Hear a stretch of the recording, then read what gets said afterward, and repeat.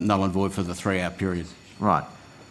But there was an issue about a potential loss of separation assurance between Essendon and aircraft leaving Essendon and Melbourne. No, so absolutely not. I refute that. So we had a human error in Melbourne approach. Right. There are many additional layers of system defence to ensure that there was no loss of separation assurance. Well, I'm more than happy if it was a loss of separation assurance, I'd be saying we have a loss of separation assurance. We get them periodically. Yeah. My view, this is a breakdown of coordination. What's the difference? And I'll ask Dr Weaver, who is in charge of safety, to amplify if required. But when there are additional layers of defence, and the additional layer of defence here was the letter of agreement between Melbourne Tower, Melbourne TCU and Essendon Tower. It's entitled Airspace Coordination and Separation Responsibilities. So had there been a go-around incident off runway 16 at Melbourne, which conflicted with a potential go-around of runway 26 at Essendon, further coordination would have been required, and it's a further step of system defence. So I'm not being defensive. If it was a loss of separation, more than happy to say it was a loss of separation. It was a breakdown of coordination, and we've implemented a process in Melbourne Approach now where the Essendon weather is displayed for the approach controller, so we can actually make sure that we sequence. So you're saying that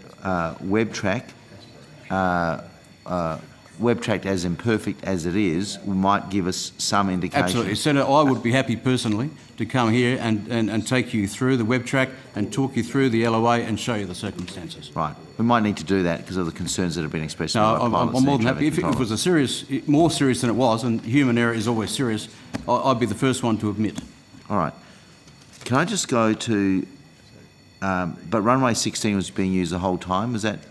So, in my understanding, in this particular event, is runway 27 in Melbourne was being used for departures, runway 16 for arrivals, and at Essendon, runway 26 was being used for arrivals, and I think it's runway 17 for departures. So, the only circumstances under which the aircraft may have conflicted was if there was a go-around off runway 26 at Essendon and a go-around off runway 16 at Melbourne. But the problem, thank you, but wasn't the problem that the Melbourne Tower, the controllers in Melbourne Tower and approach weren't aware of this? So what would normally happen, and where the human error was made, is the terminal area controller would have instructed the approach controller, make sure you stagger the aircraft arriving 16 with the arriving 26 at Essendon, such that in the event of a missed approach, there is separation applied.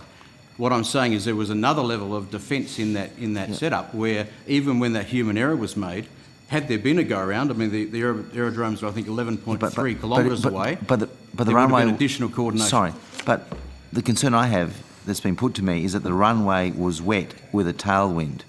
I'll take that one on notice because that is not in my brief, Senator. Okay, if you could. Can I just... Almost done, Chair. 2 minutes, okay.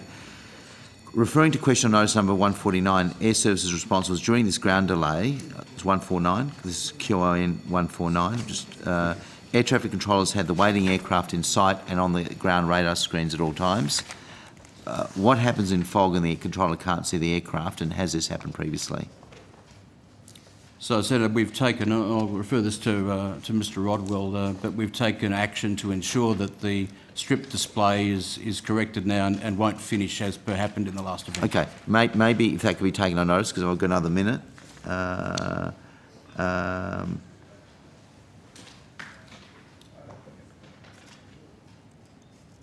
Okay, apparently for some reason that I'm advised that the report was sent to my office and the Chair's office, but not to the Secretariat. I think that's where the mix-up has been, because I think normally those things would normally be sent to the entire committee. So that, yeah.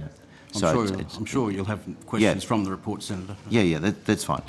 Can I go to referring to question on notice 155? Air Services responded there are no specific provisions for Air Services customers to be compensated as they do not directly incur any additional costs. My question is, if INTAS failed at a time that precluded Melbourne departures from reaching Sydney by curfew due to the INTAS-generated delay, does it remain your position that your customers will not incur additional costs, such as, the passengers requiring accommodation, crews and aircraft being incorrectly located for the next day's service? In other words, given that Air Services can withhold payment for contract non-performance, is it still your position that your customers will not receive any compensation, but Air Services will retain that compensation if there's a problem with INTAS? Senator, perhaps I can answer that. Mark Rodwell, Executive General Manager, Projects and Engineering. Within the contract that we have for the INTAS product, the penalties that apply are related to service credits. Those service credits come into effect when the supplier doesn't correct issues associated with the system within a particular contracted period of time. And depending on the priority of those items, they attract different time periods by which the contractor has to respond. Should the contractor respond in the required time and fix those defects, there's no service credit applies. On the odd occasion where they may not meet the particular time frame, then there is a smaller amount of money which may be built in as a penalty. But if you get compensation, you're not going to pass it on to the airlines that might be out of pocket. There's no provision within the... I'm just trying to prove that I'm trying to help Qantas occasionally, despite what Alan Joyce thinks. That there is no provision within the agreements between Air Services and the airlines for reimbursing those costs which could be generated from other issues. And look, I'll have a chance to look at that report, so I think there's always another estimates if I'm still around. I look forward to it, Senator. Thank you. Thank you, Senator Gallagher. Thank you, Chair. Is there a safety case that's publicly available or had any public consultation on in relation to the relocation of the Adelaide Terminal Control Unit? Senator, that safety case is currently being developed. What we have done is the preliminary safety case analysis, but now that we're going further into the process, the whole safety case is being developed. I don't know, Dr Weaver, can you tell us where we're up to on that? Thank you. Well, we're under a bit of time pressure, and I appreciate your patience of being here today when you should have been done yesterday, so I'll put it in these terms. Public consultation and submissions, are they part of the safety case formation? Rob Weaver, Executive General Manager, Safety Environment Insurance. No, a safety case is not a public consultation process. So no public consultation and no submissions taken? So on the safety case, but there has been a consultation process on the... Is there any public consultation? Can anybody come to it? What was the... We had quite an extensive consultation process with individuals. There was also discussions at Adelaide Airport with the local operators. So are any submissions publicly available? To my knowledge, there were no written submissions taken. Do you have a list of organisations that have made submissions to you?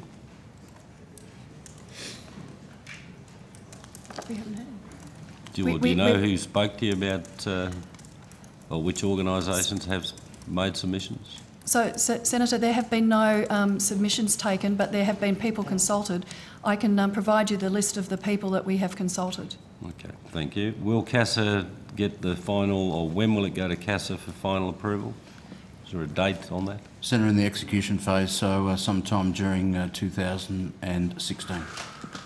2016, sometime during that year. Okay. Will you release the final safety case? Safety is entirely transparent, Senator, so we have no objection to releasing any safety case that we produce in relation to the consolidation of Adelaide.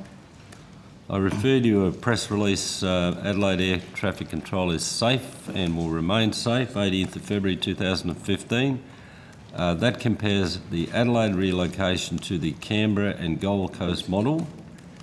So how is Adelaide Terminal Unit similar to these airports, given that we understand the airspace that the Adelaide TCU controls includes Parafield Airport and the Strategic Military Base, Edinburgh? So, Senator, each of the locations in Australia have their own complexities in relation to... Well, has the Gold Coast got an Air Force base and a light aircraft field controlled by it? No, Senator, but it has... What about Canberra? Canberra has military restricted area, particularly Tidmin-Billa, and of course a rifle range off the end of runway 17. Okay. How will controllers be able to address local variables in Adelaide from Melbourne? Can you put that on the record? Certainly, Senator, and that'll be addressed entirely in the safety case, but obviously we expect... Which is going to be publicly released. So you're going to tell us in the safety case how the Melbourne controllers will look after Parafield, Edinburgh and Adelaide? Correct, Senator, that'll be addressed. Concerns have been raised by the state government that the local Adelaide TCU controllers also provide necessary assistance to aircraft responding to natural disasters. And the example most recently was the Samson Flat bushfires. How is the Melbourne Air Traffic Controller going to handle that? Senator, there will be no change to the level of service in Adelaide TCU. It'll be done from Melbourne, but no change to the level of service. So you're saying that someone employed and trained in Melbourne will be able to respond to bushfire emergencies in the Adelaide Hills?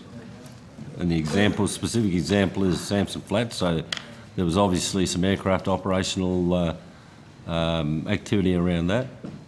Absolutely, Senator. Just in the way that controllers sitting in Melbourne today, as soon as your wheels are up off the deck in Canberra, they're looking after you from Melbourne, same as bushfires within the vicinity of Canberra will be handled by Melbourne controllers.